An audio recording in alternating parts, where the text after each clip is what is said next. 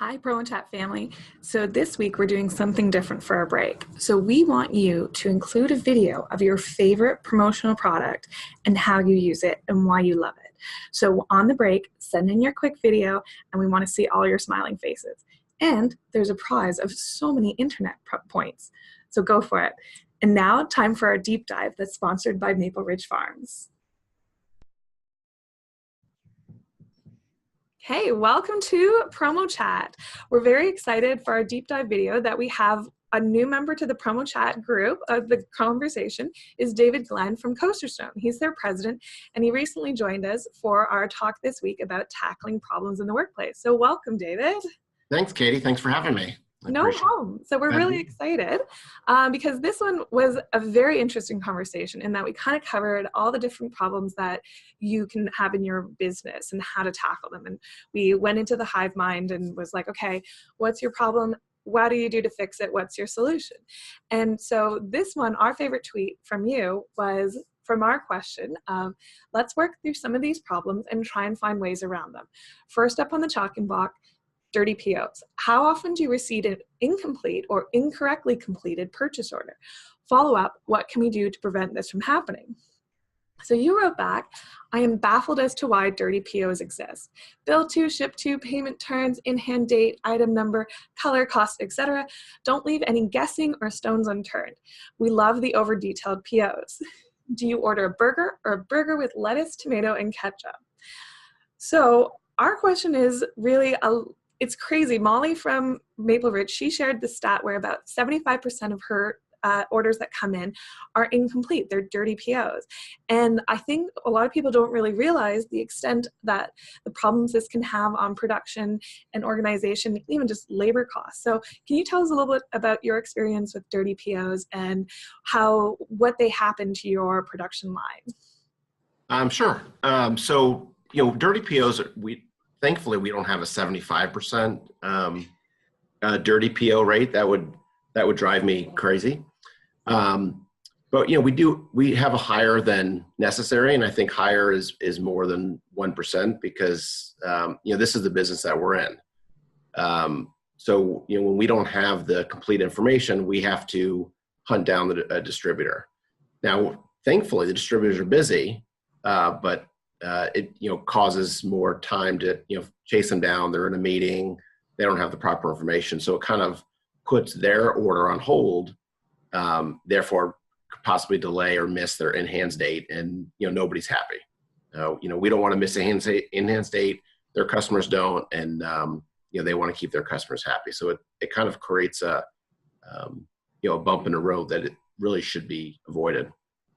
Yeah, I even know for myself is like the amount of time that I have to spend tracking down information as simple as the ship to is, you want to get the order in as fast as possible to not lose any production days, but you still end up losing them on the other end.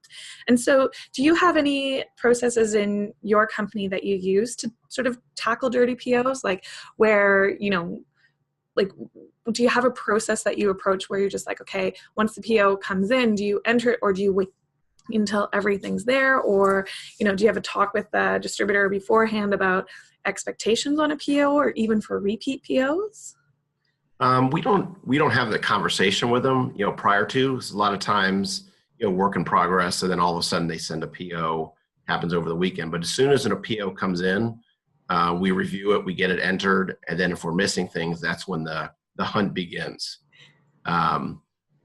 Some of the basic things, like a ship to address, that's important for us to know. If in-hands date is in 3 weeks, we need to know for internally what day do we need to ship it to get it there on time. Well, we don't know how many days the transit's going to be until we know the ship date. Yeah. So that's one big piece. Okay. Pricing, when they miss pricing on a PO, that's a pretty big deal. It's a big deal. I want to make sure we're on the same page. I want to make sure that it's like a check and balance. If my total doesn't match their total, I want to find out why. Did they overprice it, underprice it? So, kind of some, big information But we or even it helps along your communication line of like, was there miscommunication on pricing, and is that like a learning experience on your side or their side for each thing? And absolutely. Sometimes we've had distributors send in a PO that had their selling price on it. So while that'd be great if I could sell at that price, I just want to make sure, kind of helps them on their end too of, hey, this is how you sent it. I want to make sure that you're billing your customer correctly, as well. So we don't just automatically change it without letting them know that we've made that change, so their system's updated. Interesting. Okay, so I have like a big concept thought for you. So what would, if you could fix this, like if your fix could be immediate, like what would you do? Would you create a standardized form? Would you create education for the distributors? Would you just like, I don't know, like every time that they send in a wrong PO, like their hand gets slapped? What would be your big concept fix for everything? What's in your dream world that this is how it would work? My dream world will not happen. That's why it's in a dream. Yes, that's a dream. I don't think a standard, industry standard works, because every company has a different process. Like we don't have any setup charges, so that's not a line item that's required. I know, if you're doing screen printing, there's different charges and fees and stuff like that. But there should be some standard across like these buying groups. We'll hear a lot from the distributor and says, well, I submitted the order, but it was submitted to you incorrectly. Well, if, let's use Halo as an example. I believe they have their own invoicing and order system. If there was some required fields on there for the distributor that said item number, price, email address, phone number, you'd be shocked how many times we don't receive contact information for the distributor, then we have to track them down due to it coming from a generic email address.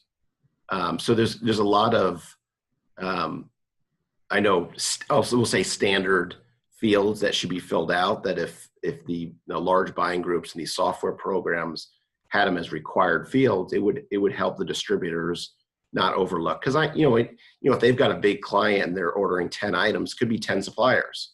Well, they're working as fast as they can to get those POs cut, and they could miss. I'm not innocent of not submitting a bad PO to somebody. You're not unsympathetic to their cause, kind of thing. Yeah. Yeah, we understand. But, so we try to do our part in educating them, reminding them, kind of also letting them know why we need something.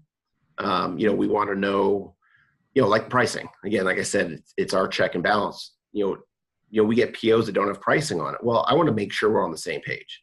I want to make sure you quoted your customer properly. And it just helps everybody all around.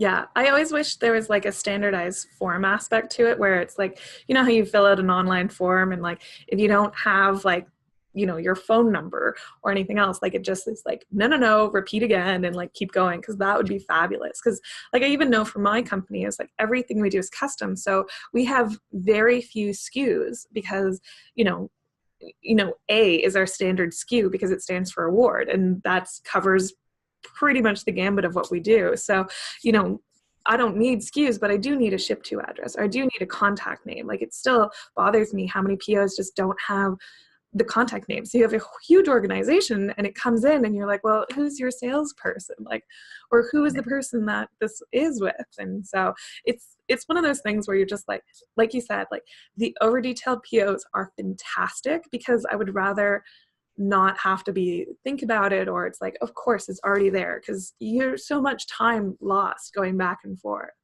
Right.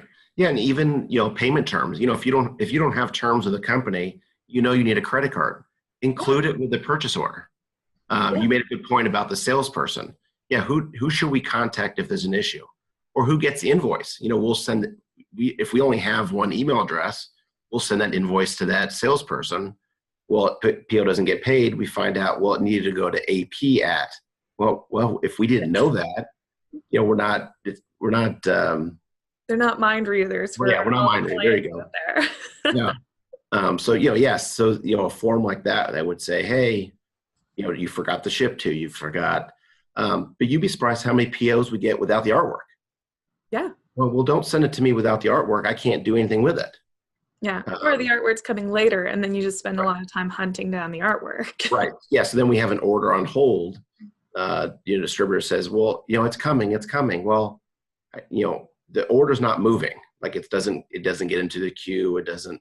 So, just kind of take that extra step. I tell my employees, take that extra moment to make sure everything's correct. Because in the long run, it's going to save a lot of time. You don't want this to become like a bitch session on it, but it is, when you think in the big picture, there's so much value to taking the care with the order, because when you as a salesperson are able to show and know everything inside out and make sure you're on top of it, you're saving yourself time. Like you're saving time of the supplier to hunting you down. You're saving the time from you going to your client. Like it's just as bad for you as a distributor to keep going back to your client being like, oh, can you confirm the ship date? Oh, who's my contact information? So, it happens from all ends here. It's like you want to make sure that you'd rather, again, being prepared is not a fault. Like it's truly a strength to have. Right. Yeah. And it's being such a fast paced industry, everybody wants their orders yesterday. Yeah. You mean my custom thing isn't done immediately? You're not pulling it off a shelf with my logo on it? We actually did it last week for you. Yeah, psychically, we're that good. But yeah, just having, I would recommend distributors to have a form for themselves that give to their clients. Hey, here's a ship to, here's the contact, here's a phone number. If we're shipping freight, they'd like to have a phone number if there's a delay or delivery and stuff like that. Having all that information, give us more information than we need. Yeah. The same way that you'd set up an account, just make sure you have all the same information for an order. So it's fantastic. Exactly. Awesome. Well, David, thank you so much for joining us for our deep dive. And we really appreciate you joining us for PromoChat. So a reminder to everyone, PromoChat is Wednesdays at 12 Pacific time and 3 p.m. Eastern time. And David, where can we find you on the internet? You can find it everywhere. CoasterStoneCustom.com.